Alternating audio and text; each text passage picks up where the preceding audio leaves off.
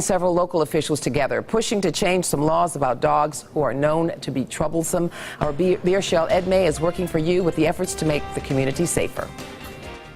Marcia, a committee made up of lawmakers and law enforcement met this morning to plan ways to stop dog attacks. But they say they are taking a new approach to ending this potentially deadly problem.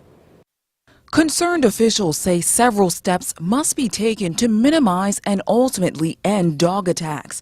But to do that, they say they must address the owner and not the breed. It's on us to figure out what can we do to solve the problems, and that's why we gather, the subject matter experts. We bring the dog wardens in, we bring the sheriffs in, we bring the lawyers in, we bring the county commissioners in to try and figure out how do we solve the problem? And it's a challenging problem to solve. State Senator Bill Beagle says limited resources hurt prevention efforts. He told 2 News that often dog complaints go to the bottom of the list, mostly because they're minimal crimes or none at all.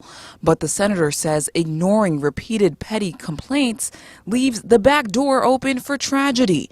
In today's meeting, he and others made a plan. We need to look at ownership, penalties, again, trying to prevent, but when something does happen that the law enforcement has the tools they need to make sure that people can get charged and pay a price for it. Sheriff Phil Plummer is another committee member who believes the issue lies with owners.